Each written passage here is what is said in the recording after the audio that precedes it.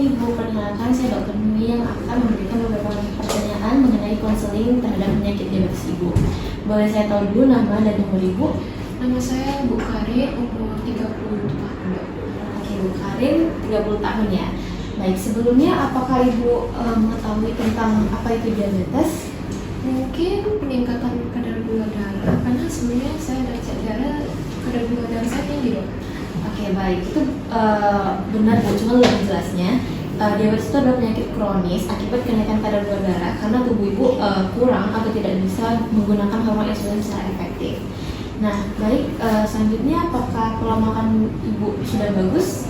Enggak sih dok, saya suka jajan dan saya kalau ke mall itu wajib beli teh susu.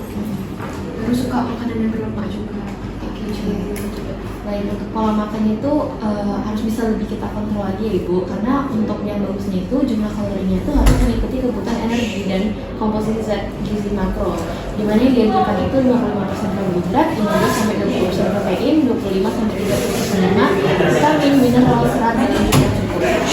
Dan jenis makanannya itu memilih jenis makanan yang sehat, yaitu seperti kayak karbohidrat kompleks dan serat, menghindari dan mengurangi jenis karbohidrat sederhana, memilih jenis lemak yang baik dan menghindari jenis lemak jenuh dan lemak trans. Lalu lebih mengutamakan jenis protein nabati daripada protein hewani. Nah, dan jadwal makannya itu bagaimana? Enggak teratur sih dok, kayak suka-suka saya. Nah, bagusnya itu dia 3 kali makan dalam sehari Bu. Jadi 3 kali makan utama dan 3 kali makanan selingan. Lalu untuk selanjutnya bagaimana? Apakah Ibu ada melakukan aktivitas olahraga belakangan ini? Paling naik tangga doang, itu pun di kampus kan di rumah. Nah, seharusnya itu Ibu harus melakukan aktivitas fisik atau olahraga teratur dengan frekuensi 3-5 kali per minggu. Nah, intensitasnya itu ringan dan sedang, itu seperti 60-70%, maksimal heart rate atau denyut jantung 220 umur dalam tahun. Nah, untuk waktunya itu 30-60 menit per kali latihan. Lalu untuk jenis olahraganya itu bisa coba jalan, jogging, berenang, senam, dan bersepeda. Nah, apakah selama ini Ibu ada mengkonsumsi obat? Enggak ada dok. Oke, untuk konsultasi tentang obat diabetes apakah sudah pernah? Enggak, baru kali ini dok. Oke, baik, saya jelaskan. Untuk intervensi medikamentosa itu sebaiknya mengkonsumsi obat hipoglikemik oral ataupun obat hipoglikemik deteksi seperti insulin, GLP-1 agonis. Nah, untuk pemantauan cek kadar gula darahnya itu kita bisa pemeriksaan glukosa darah 7 kali, itu sebelum dan 2 jam sesudah makan pagi, siang, dan malam serta sebelum tidur. Nah, kalau misalnya diperlukan pemeriksaan glukosa darah ini bisa di dini hari seperti pagi hari. Nah, target glukosanya itu sebelum makan dan sebelum tidur itu 80-130 mg per desiliter, dan glukosa darah 2 jam sesudah makan itu 80-180 mg per desiliter. Nah, untuk pemeriksaan glukosa darah itu rata-ratanya 3 bulan. Target yang diharapkan itu kurang dari 7%. Lalu untuk edukasi selanjutnya mengenai diabetes ini tuh, diabetes ini tuh bisa komplikasinya ada 2, itu komplikasi akut dan kronik. Komplikasi akut itu hipoglikemia seperti gejala dan tanda hipoglikemia dan cara mengatasinya.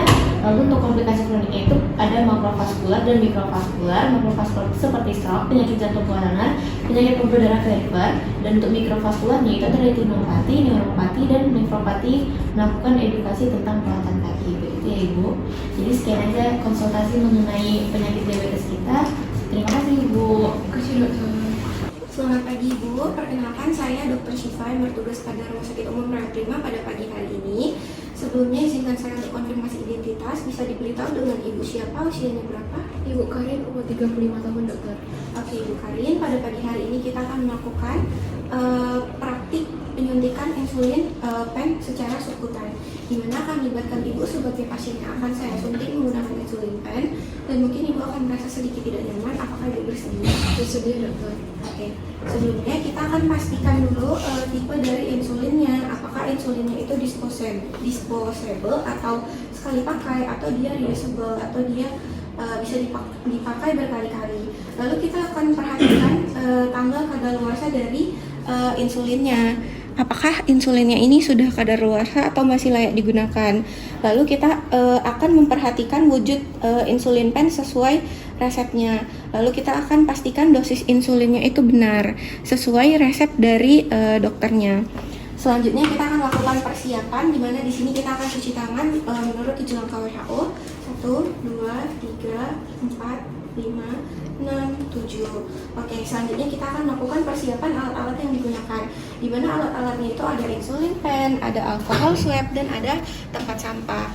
Selanjutnya kita akan melakukan persiapan insulin pen atau cartridge siap suntik. Nah, di sini kita akan mulai dengan melepas penutup dari pen insulinnya. Lalu kita akan mengusapkan alkohol swab ke jarum dari insulinnya. Nah, di sini kita akan buka alkohol swabnya. Lalu kita akan usapkan. Di sini kita anggap ada jarum di insulin pennya. Nah, di sini kita usap menggunakan kapas alkohol. Lalu kita pasang jarumnya dengan benar. Terus kita lakukan priming dosisnya sesuai resep dokter untuk pasiennya. Misalnya pasiennya ini dia 5 unit. Nah, kita ubah ke angka sampai 5 unit. Lalu selanjutnya kita akan menentukan lokasi dari suntikannya. Bisa di bagian lengan, bisa di bagian perut, di bagian paha. Nah, di sini kita akan suntikan di bagian lengan pasiennya. Pertama, kita akan bersihkan dulu. Kita anggap ini pasiennya sudah membuka pakaiannya. Lalu kita akan membersihkan area yang disuntik menggunakan kapas alkohol atau alkohol swab, atau bisa juga menggunakan air hangat. Sini kita buka kapasnya. Lalu kita akan disinfeksi area yang akan kita suntik menggunakan insulin. Nah, tadi kan udah kita tentukan dosisnya. Lalu di sini kita akan suntikan insulinnya, lalu kita akan tekan sampai ini angka dari dosisnya itu ke angka 0 lagi. Terus kita tunggu sampai 6 detik baru kita lepas suntikannya. Lalu kita akan disinfeksi lagi area yang setelah kita suntik tadi. Selanjutnya kita akan membereskan alat dan bahan, dimana kita akan buang alat-alat yang sudah tidak diperlukan ke tempat sampah, lalu menutup jarum yang sudah kita gunakan. Selesai. Baik Ibu, praktek penyuntikan insulin pada pagi hari ini telah selesai. Apakah Ibu ada yang mau ditanya, Bu? Tidak ada dokter. Oke. Baik, di sini saya akan mencuci tangan menurut WHO.